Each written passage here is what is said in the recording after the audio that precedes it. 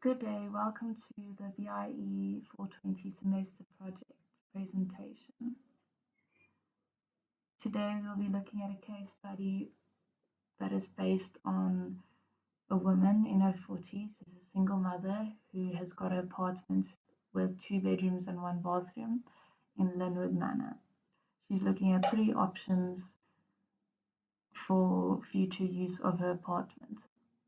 She would either like to rent it out yearly, or do short-term rentals, or sell the apartment and put the money in a unit trust or various unit trusts.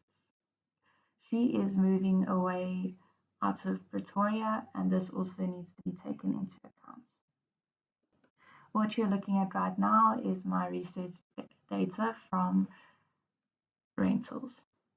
The first option we'll be looking at is yearly rentals.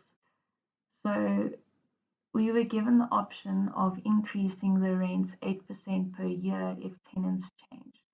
It's not encouraged to have tenants changing every year, so a value of 4.77% will be used to increase the rent yearly, and this is based on past rental increase data. Rent will also remain the same for each year period, so starting from September 2018 up until December 2018, the rent will be the same. And then starting from 2019, the entire year will have the same monthly rental amount. 2 financing options were looked at: credit card financing or personal loan financing.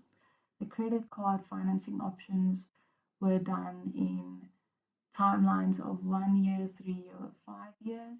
It was seen that over 5 years, the monthly payment was the lowest. The personal loan timeline was 20 years. Including flooring increases the property value by a lot, so this is the better option of including or excluding flooring. And then considering credit card or personal loans had the best option. So the right-hand side table has the overall best option, where personal loan, including flooring, was done.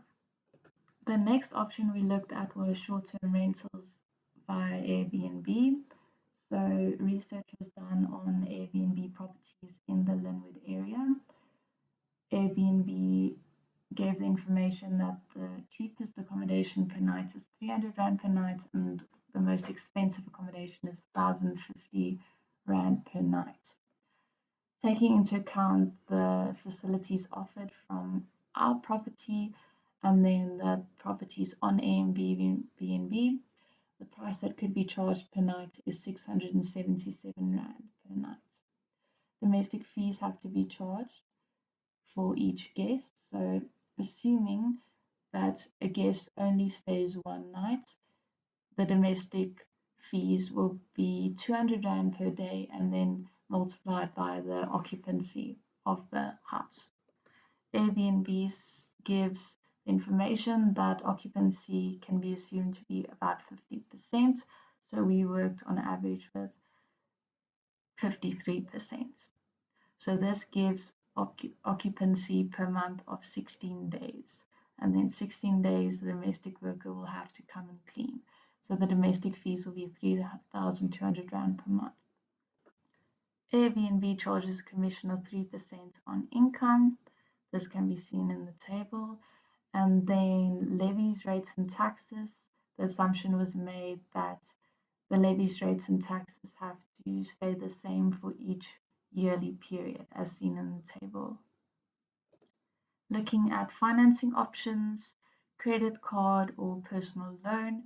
The best option in this case was using a credit card over a 5-year period. In the third option, the property was immediately sold and the money was placed into a single unit trust for simplicity reasons. The amount invested was 64,000 Rand, and then fees are charged by the unit trust company on the income generated. So these fees increase monthly. It is important to remember that this lady will also be receiving a salary, and her starting salary is 950,000 rand, and it increases yearly by 7%. This needs to be taken into account when calculating tax. Looking from a tax perspective, she falls into the second highest tax bracket. The tax she pays is 207,488 rand, and then plus her income salary multiplied by 41%, as seen in the SARS tax payable table. Looking at all the rates we are working with, we could then calculate the before tax cash flows and after tax cash flows. We are working with a MAR of minimum acceptable rate of return of 15%. Then taking your income from your unit trust as well as personal income, subtracting the expenses, you get your before tax cash flow. Then your taxable income is the same as your before tax cash flow. You work out your tax based on your taxable income, and then you get your after tax cash flow. You can calculate your net present value from your after tax cash flow. It needs to be remembered that the property needs to be sold after 5 years, regardless of option 1 or 2. So looking at the before tax cash flow and after tax cash flow, you take into account all your data, your income, your expenses, and your financing. You get your before tax cash flow, your after tax cash flow, and from this you can calculate your net present value. The property can then be sold after 5 years. The property can be sold for 3,586,012 rand after 5 years when looking at option 2. So when looking at net present values, the best option to take for this lady is option 3. She should sell the property and invest in a unit trust. This will be the least effort for her, as Airbnb requires a lot of admin and somebody to look at the property quite often to see if it's still in good shape. So to end on a lighter side, why would you have no place to put your car at a property? Because they had a garage sale.